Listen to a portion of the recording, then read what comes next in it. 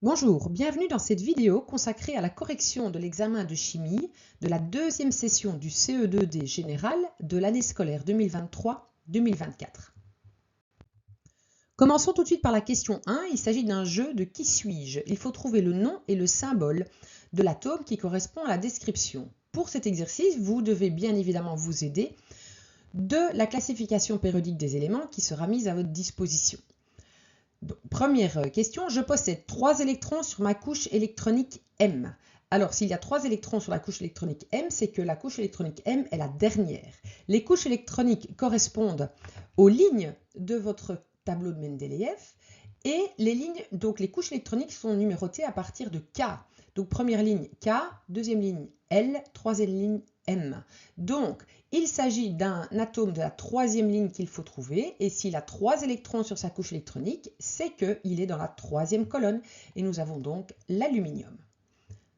Deuxième ligne, je suis un alcalin de la quatrième période. Alors il faut savoir par cœur, évidemment, que les alcalins sont dans la première colonne, et la quatrième période, c'est la quatrième ligne, donc nous avons ici le potassium.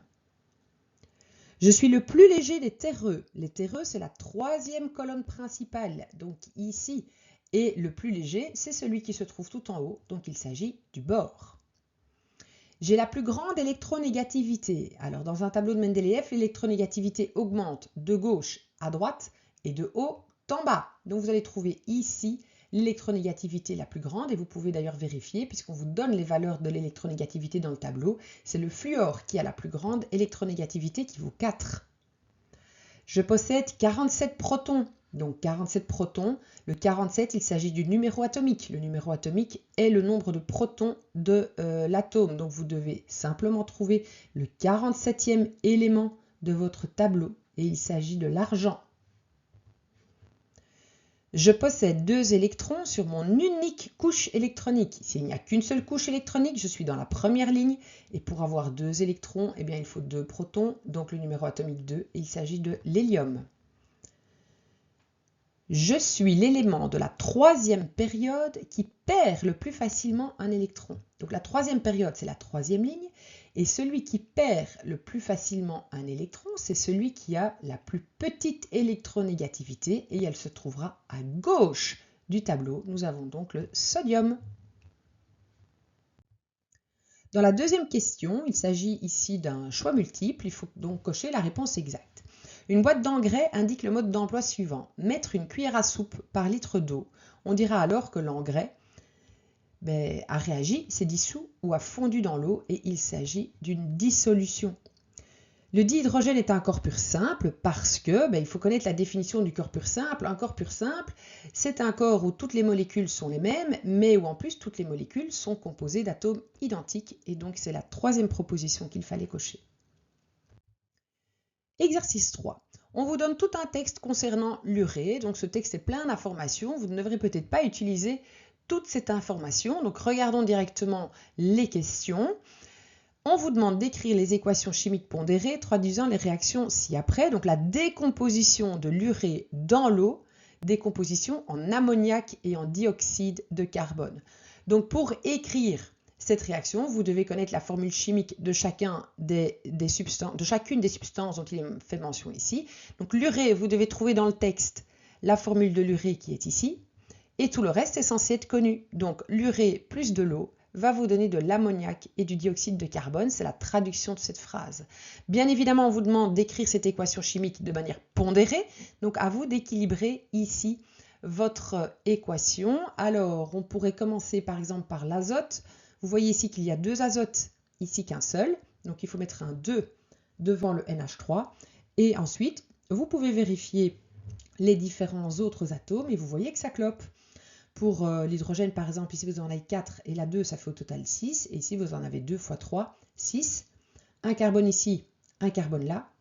2 oxygènes au total à gauche et 2 oxygènes à droite. Et votre équation est équilibrée.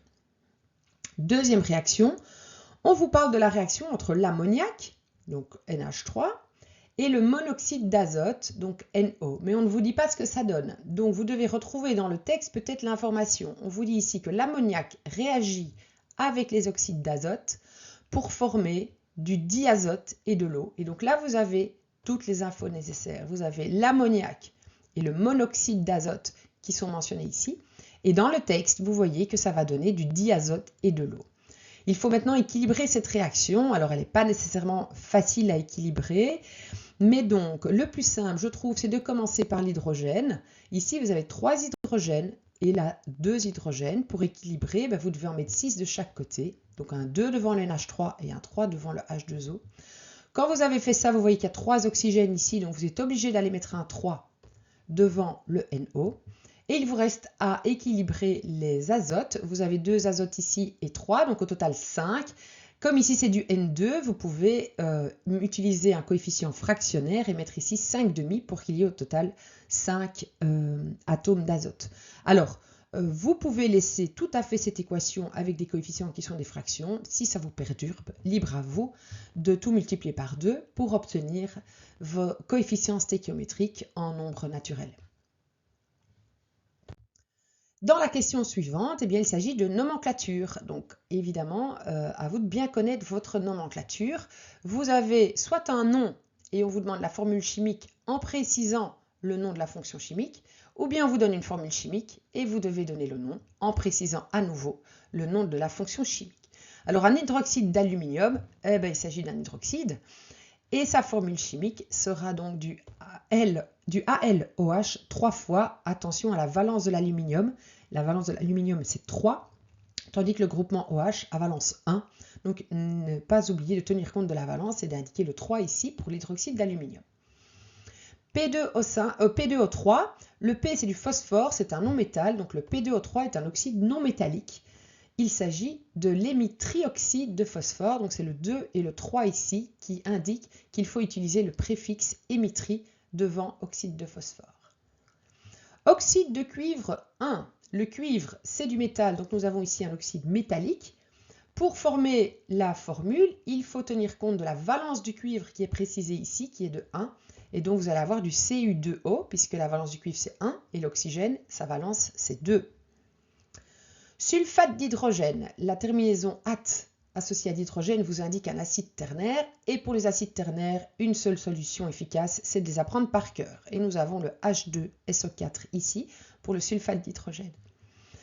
AgNO3, vous avez ici un MXO, c'est un sel ternaire. Et donc pour le sel ternaire, à vous de connaître le nom du groupement NO3 par cœur, c'est le groupement nitrate. Et vous avez donc ici un nitrate d'argent. Question suivante. On vous donne toute une série d'informations sur le sérum physiologique, mais finalement, la seule information importante pour l'exercice, c'est la dernière phrase où on vous dit vraiment ce que c'est. Le sérum physiologique, c'est une solution aqueuse de chlorure de sodium. Donc en fait, c'est juste de l'eau avec un peu de sel. Et on vous donne la concentration du sel, on vous la donne sous la forme d'un pourcentage massique. On vous dit qu'il y a 0,9% en masse de chlorure de sodium dans le sérum physiologique.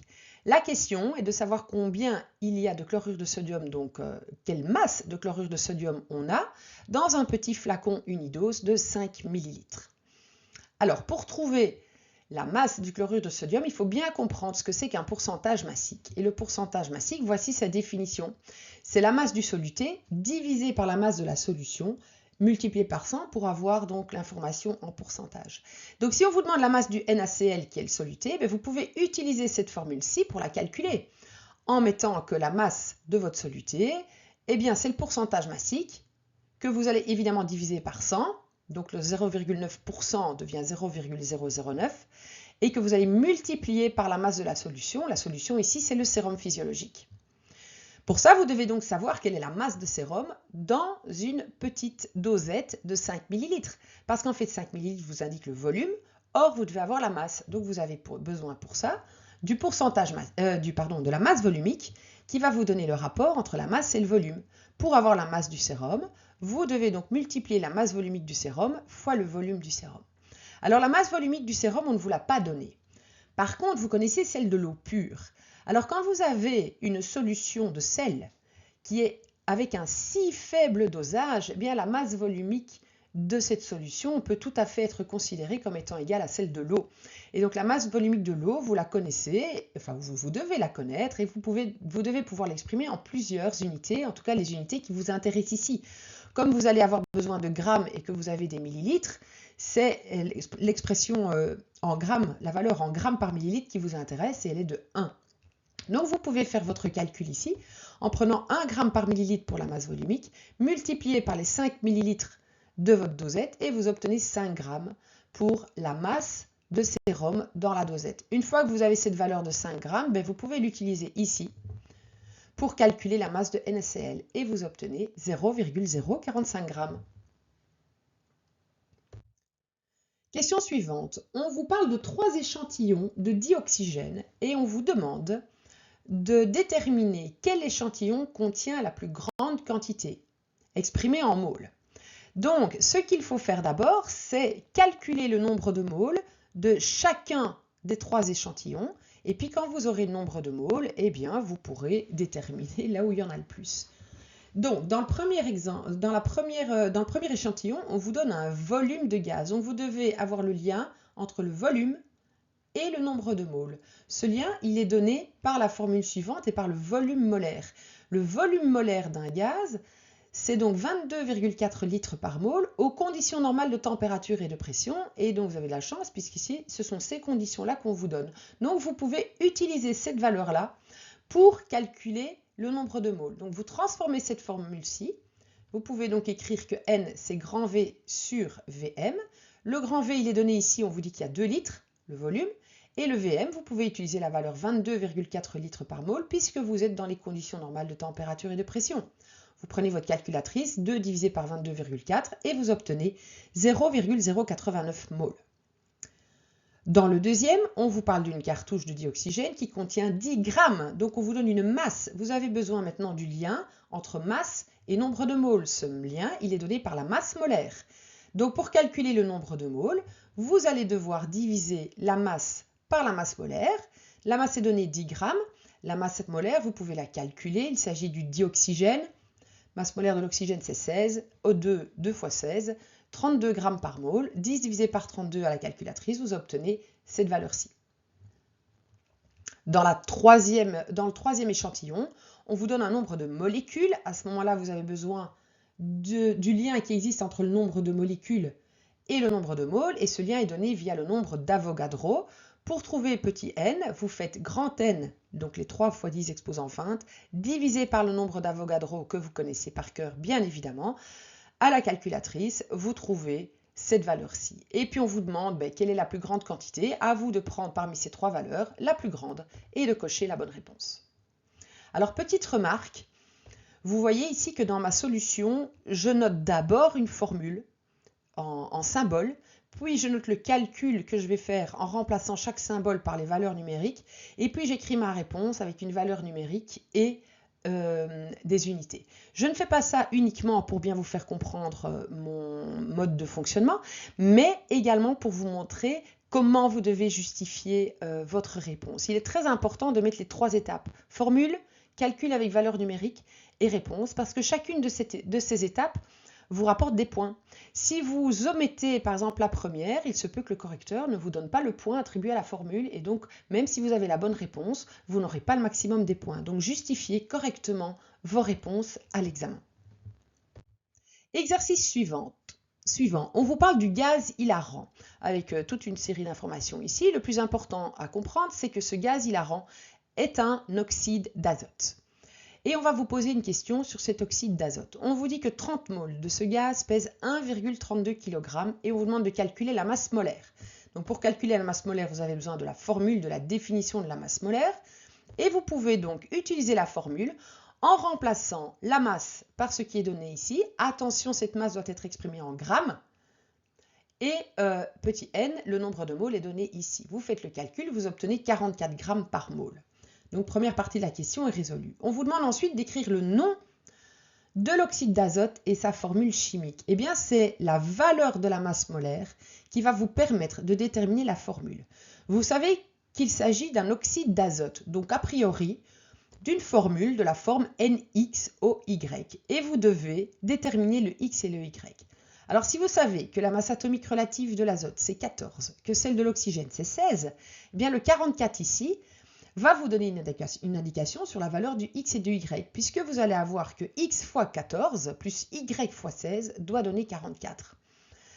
Bien évidemment, x et y doivent être des nombres naturels, des nombres sans virgule. Donc à vous d'essayer un petit peu des valeurs de x et de y pour que ça marche. Et vous allez vite vous rendre compte que si vous prenez 2 fois 14, ça fait 28, plus 1 fois 16, ça fait bien 44. Et donc ça veut dire que votre oxyde d'azote qui forme le gaz hilarant, c'est du N2O, avec un X qui est égal à 2 et un Y qui est égal à 1. Il vous reste à donner le nom de cet oxyde, il s'agit de l'hémioxyde d'azote. Question 8, question à choix multiples. Pourquoi la combustion de l'aluminium dans l'air est-elle plus lente que dans l'oxygène pur? Donc on vous parle ici de vitesse de réaction.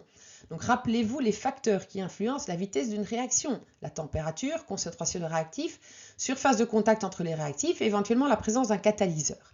Et on vous demande de comparer deux situations. La combustion de l'aluminium dans l'air, donc dans l'atmosphère, ou bien la combustion de l'aluminium dans l'oxygène pur. Alors évidemment, dans l'air, il y a de l'oxygène aussi, mais pas que. Donc ça veut dire que la concentration d'oxygène dans l'air, elle est plus petite que dans l'oxygène pur. Et c'est pour ça qu'il y a ce changement, cette variation de vitesse pour la combustion de l'aluminium. Dernière question, on vous parle ici des casseroles à pression, on vous explique le fonctionnement et puis on vous donne des informations générales où on vous explique la différence entre un système isolé, un système fermé et un système ouvert. Alors dans un système ouvert, c'est bien écrit, les échanges de matière et d'énergie sont possibles. Dans un système fermé, les échanges de matière ne sont pas possibles, mais les échanges d'énergie, oui. Dans un système isolé, il n'y a aucun échange avec le milieu extérieur, avec l'environnement, donc ni matière ni énergie. Et on vous demande si le principe de la cuisson sous pression se base sur un système fermé, ouvert et isolé. Alors, le principe de la casserole à pression, c'est de fermer le couvercle et de visser correctement pour que la vapeur d'eau ne puisse pas s'échapper. Donc, clairement, on veut empêcher les échanges de matière. On ne veut pas que la vapeur d'eau s'enfuit de la casserole. Par contre, si vous faites de la cuisine dans une casserole à pression, la casserole à pression, ses parois sont purement métalliques, il n'y a pas d'isolant. Donc, après 1 heure de cuisson dans une casserole, je vous invite à ne pas toucher la casserole parce que les parois seront brûlantes. Donc, ça veut dire que la paroi chauffe et donc qu'il y a moyen de transmettre de la chaleur au milieu extérieur parce que l'air autour de la casserole va chauffer aussi. Donc, il s'agit d'un système fermé. La matière ne peut pas s'échapper, mais l'énergie sous forme de chaleur est transmise à l'environnement via les parois de la casserole qui chauffe. Puis on vous dit que les aliments cuisent plus vite dans une casserole à pression et on vous demande de justifier en expliquant le facteur cinétique qui entre en jeu. Donc les facteurs cinétiques sont ceux que j'ai rappelés à la question précédente. Quelle est la différence entre une casserole normale et une casserole à pression? Eh bien dans la casserole à pression, la température de l'eau à l'ébullition atteint 120 degrés, alors que normalement, la température de l'eau à l'ébullition, c'est 100 degrés lorsqu'on est à la pression atmosphérique. Donc, dans une casserole à pression, vous allez obtenir une température plus élevée. Température plus élevée veut dire vitesse de réaction plus grande. Donc, c'est à cause de la pression que la température va pouvoir monter plus haut que 100 degrés. Et avec une température plus élevée, la vitesse de réaction est plus grande. Voilà, c'était la dernière question de cet examen. J'espère que ces explications sont claires, que cela vous aide dans votre travail, et je vous souhaite bonne chance à l'examen. À bientôt dans une autre vidéo.